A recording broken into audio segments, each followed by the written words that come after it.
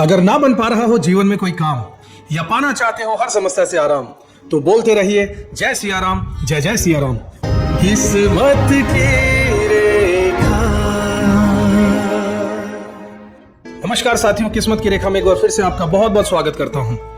किस्मत की रेखा में एक बार फिर से हाजिर हूं। आज मई के महीने से देवगुरु बृहस्पति, जो कि दूसरी राशि से निकलकर तीसरी राशि में यानी कि जेमिनी में प्रवेश करने वाले, जो एक साल के लिए किसी भी राशि में रहते हैं, उनका गोचर सभी लग्न वालों के लिए कैसा रहने वाला है, इसके बारे में पूरी विस्तार से जानकारी आपको दूंगा। बहुत सारे आपको उपाय भी बताए जाएंगे। अगर आपने अब तक हमारे चैनल को सब्सक्राइब नहीं किया है तो जरूर कर लीजिएगा, बेल आइकन प्रेस कर दीजिएगा। कोई सवाल हो तो कमेंट में जरूर कीजिएगा। आपका सवाल, आपके कमेंट्स पढ़कर हमें आगे के वीडियोस की श्रृंखला को किस प्रकार से जारी रखना है, आपके कुछ सुझाव हमें मिलते हैं, इसका हमें इंतजार रहता है। चलिए समय व्यर्थ न करते हुए जल्दी से शुरुआत करते हैं आज के ज्योतिषीय सत्संग की। साथियों, क्या आप तैयार हैं एक ऐसे बदलाव के लिए जो आपकी सोच को बदल कर रख देगा, जो आपके रिश्तों को नई दिशा देगा और जो आपके भाग्य के नक्शे को फिर से खींच कर रख देगा? क्योंकि 14 मई 2025 से लेकर 1 जून 2026 तक देवगुरु बृहस्पति प्रवेश कर रहे हैं मिथुन राशि यानी कि जेमिनी साइन में। और यह गोचर सिर्फ एक ज्योतिषीय घटना ही नहीं है साथियों, बल्कि एक चेतना का परिवर्तन भी है, एक नई शुरुआत है, एक तरह की कॉलिंग है आपकी आत्मा की ओर से कि अब वक्त आ गया है, उठ जाइए। इस ट्रांजिट में हर लग्न यानी कि असेंडेंट के लिए कुछ ना कुछ विशेष जरूर होगा। कोई नया रिश्ता लेकर आएगा, कोई बंद दरवाजा जो अब खुलने वाला है, या कोई पुराना घाव जो कि अब भर सकता है। इस वीडियो में हम बात करेंगे क्या आपको करना चाहिए और क्या नहीं करना चाहिए, और कैसे आप इस डिवाइन ट्रांजिट को अपने जीवन का सबसे बड़ा मोड़ बनाकर इसका पूरा उपयोग कर सकते हैं।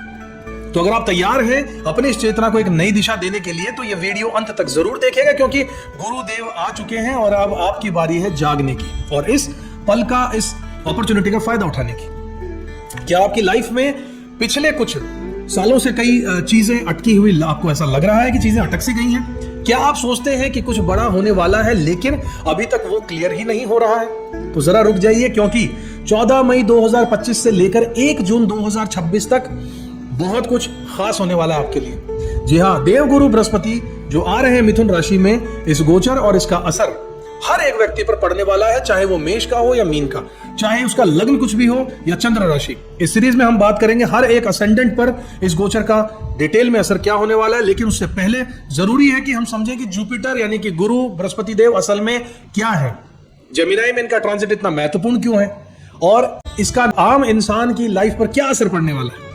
बृहस्पति देव ज्योतिष में वो ग्रह साथियों जो न सिर्फ हमारे भाग्य, शिक्षा और आस्था को दर्शाते हैं, बल्कि ये भी बताते हैं कि हमें लाइफ में असली ग्रोथ कहां से मिलने वाली है। ये आकाश तत्व का प्रतिनिधि है, यानी सब कुछ समेटने वाले हैं। ये आशावाद, विश्वास, सीखने और सिखाने की ऊर्जा का स्रोत भी है। गुरु हमारे पुण्य कर्मों का फल लेकर आते हैं साथियों। गुरु जिस भी भाव में होते हैं वहां पर ज्ञान विस्तार लेकर आते हैं, ज्ञान लेकर आते हैं और ब्रह्म ज्ञान की प्राप्ति देते हैं। अब बात कर लेते हैं मिथुन राशि में इनके गोचर की। अब जरा सोचिए कि एक ऐसा गुरु ग्रह जो गहराई से ज्ञान देने वाला हो, वो जा रहा है मिथुन राशि में, जो खुद ही बुध देव की राशि है, संचार की राशि, कम्युनिकेशन की, नेटवर्किंग की, विचारों की अदला बदली करने से जुड़ी हुई राशि है। यहां जहां पर बुद्धि बहुत एक्टिव रहने वाली है, लेकिन फोकस कभी कभी इधर उधर भी हो सकता है। बुध देव ड्यूअल साइन वाले हैं, भटकाव आ सकता है। इनकी 2 राशियां होती हैं, तीसरी और छठी। अब जब गुरु इस राशि में आ रहे हैं साथियों, तो एक यूनिक सी चीज होने वाली है। हमारे अंदर का जिज्ञासु इंसान जाग उठेगा। हम सीखना चाहते हैं नई स्किल्स, नई भाषा और नई सोच, लेकिन अगर हम सतर्क ना रहे साथियों, तो यही ज्ञान हमें कंफ्यूजन में बदल के हमारी हालत खराब कर सकता है। एक चीज को और समझिए कि ये ट्रांजिट अतिचारी गति में होगा। जी हाँ, जुपिटर इस दौरान तेज गति से चलेंगे, जिसे अतिचारी गति कहा जाता है। और इतिहास गवाह साथियों कि जब भी गुरु अतिचारी हुए हैं, 1918 से 1920 में स्पेनिश फ्लू आया, WW1 एंड मतलब वर्ल्ड वॉर प्रथम का अंत हुआ, 1945 से 1947 में वर्ल्ड वॉर सेकंड का भी अंत हुआ, भारत पाकिस्तान का विभाजन हुआ, 2008 से 2010 ग्लोबल इकोनॉमिक क्राइसिस आया, 2019 से 2021 कोरोना महामारी और लॉकडाउन लगा। इस बार भी 2025 से 2033 के बीच में गुरु की स्पीड में वही असामान्यता रहने वाली है साथियों। मतलब तेजी से बदलाव आने वाले, तेजी से अवसर आएंगे, और अगर आप तैयार नहीं हैं तो मौका छिन भी सकता है। तो यह ट्रांजिट आपके लिए क्या लेकर आएगा? एक जनरल ओवरव्यू की बात करें तो तेज विचारों का दौर आने वाला है। लोग अपने स्किल्स पर ध्यान देना शुरू करने वाले हैं। AI, artificial intelligence, communication, writing, education, YouTube, blogging, tech startup जैसी कई चीजें तेजी से बढ़ने वाली है, जिनमें टेक्नोलॉजी का इन्वॉल्वमेंट है, कम्युनिकेशन का इन्वॉल्वमेंट है, मोबाइल का इन्वॉल्वमेंट है, डिवाइसेस का। साथ ही बढ़ने वाला है कंफ्यूजन, ओवरथिंकिंग और जानकारी की बाढ़ आने वाली है। इंसान को चारों तरफ से डेटा मिलने वाला है। तो क्या करना चाहिए? इस ट्रांजिट में सिर्फ एक ही मंत्र को याद रखिएगा साथियों, ज्ञान को छांटिए, आत्मसात करिए। बहुत तरह की भीड़ आपके सामने आने वाली है कि ये भी सीख लो, वो भी सीख लो, ये सारा डेटा ले लो, वो डेटा ले लो। काम तभी आएगा जब उसमें से आप अच्छे से छटनी कर लें और उसी चीज को पढ़ें, उसी चीज पर अपना समय लगाएं जिससे आप फायदा उठा सकते हो, जो आपके लिए बनी है। व्यर्थ की चीजों में ना पड़िए और अच्छी सी चीज को जो आपके ज्ञान की हो सकती है, अपने काम की हो सकती है, उसकी नॉलेज लीजिए और उसे अपने अंदर आत्मसात करते रहिएगा। तब आप इस ट्रांजिट का पूरा फायदा उठा पाएंगे। तो दोस्तों, ये था इस ट्रांजिट का एक बेसिक सा इंट्रो। अब हम शुरू करते हैं लग्न दर लग्न बृहस्पति के मिथुन राशि में गोचर का पूरा विस्तार से क्या असर रहने वाला है। हर लग्न की डिटेल में एनालिसिस भी करेंगे, मेष से मीन राशि तक।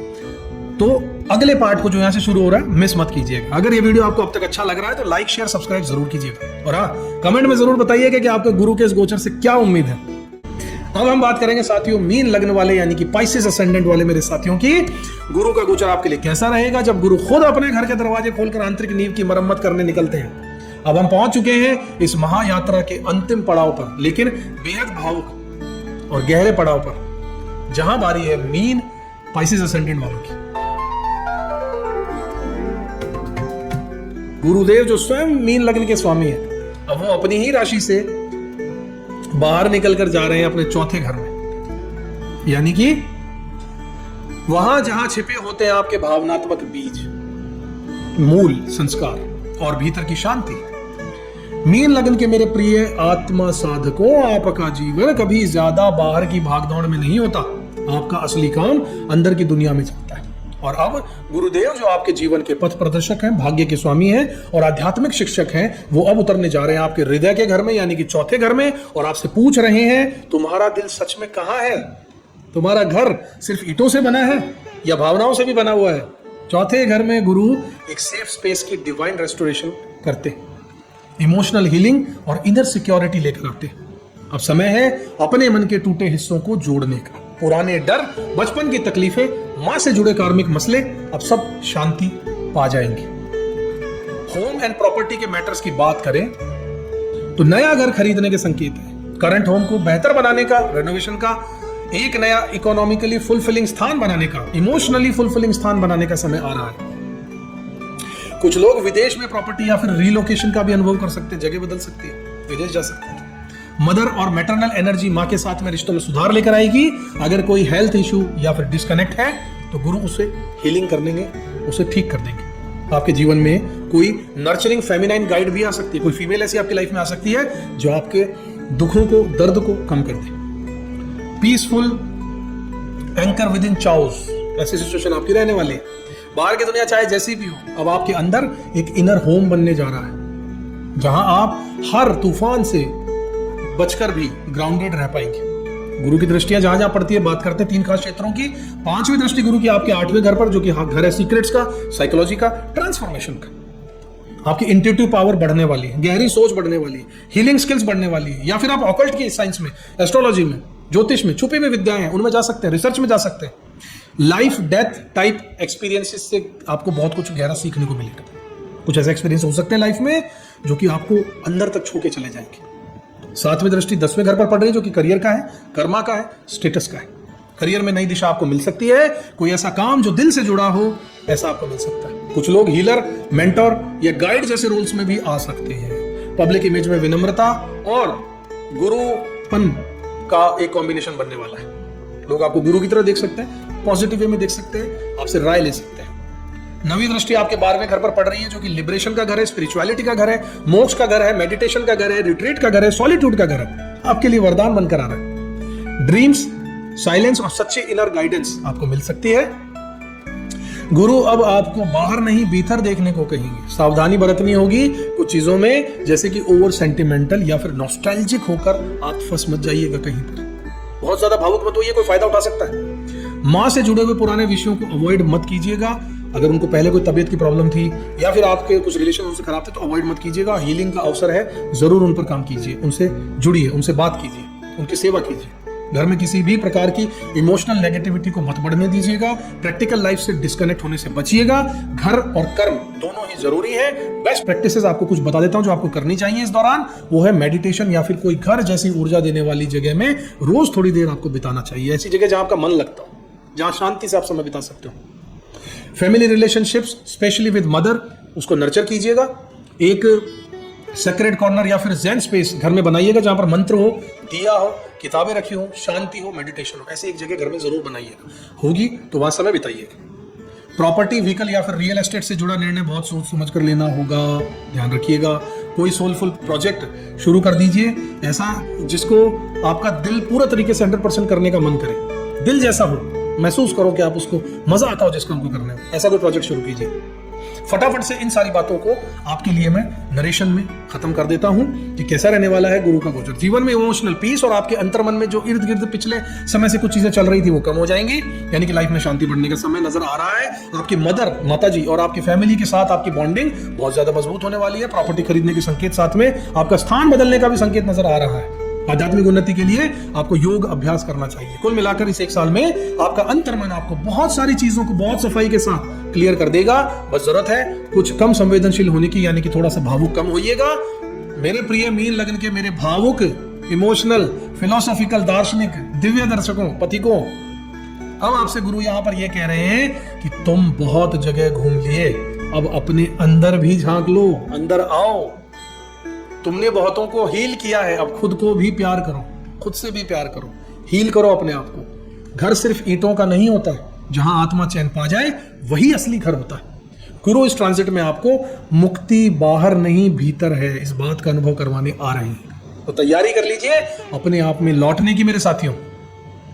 तो साथियों, 1 साल 1 महीने और 19 दिन तक चलने वाला यह बृहस्पति का गोचर आपको हमारे जीवन के कितने ही पहलुओं को छू जाएगा, हिला देगा, बदल देगा। हो सकता है कुछ रिश्ते टूट जाए, हो सकता है कुछ नए रिश्ते जुड़ जाए, कहीं नई शुरुआत होगी तो कहीं अधूरी कहानी पूरी होगी। पर याद रखिएगा, गुरु कभी कुछ छीनने नहीं आता, वो हमेशा कुछ सिखाने आता है। और जब सीख पूरी होती है तो वरदान अपने आप आपके जीवन में उतर जाता है। इस वीडियो में हमने यह देखा कि अब बारी है आपकी। बिल्कुल ध्यान से चीजों को जो बताया है उन चीजों को फॉलो कीजिएगा। आपने अपने लिए कौन सा भाग महसूस किया है, किस लाइन ने आपको अंदर तक कुछ हिला दिया, कुछ संकेत दिया, क्या आप भी महसूस कर पा रहे हैं कि कुछ बदलने वाला है? नीचे कमेंट करके मुझे जरूर बताइएगा।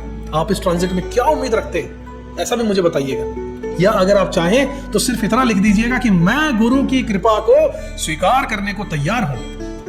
वीडियो अगर अच्छा लगा हो तो लाइक कीजिए, शेयर कीजिए, सब्सक्राइब जरूर कीजिए चैनल को। बहुत ही मेहनत के साथ अच्छे वीडियोस आपके लिए लेकर आते हैं। अगर आप चैनल पर नए हैं, सब्सक्राइब जरूर कीजिएगा, क्योंकि ये सिर्फ एक वीडियो ही नहीं था, ये आपके भीतर के ज्ञान का द्वार खोलने की हमारी एक प्रयास थी, जो कि हम समझते हैं, चाहते हैं कि आप बताएं कि ये सफल रहा या नहीं रहा। मैं मिलूंगा आपसे अगले वीडियो में अगली रोशनी के साथ। तब तक के लिए अपना पूरा ध्यान रखिएगा। जय गुरुदेव, जय श्री राम। किस्मत की रेखा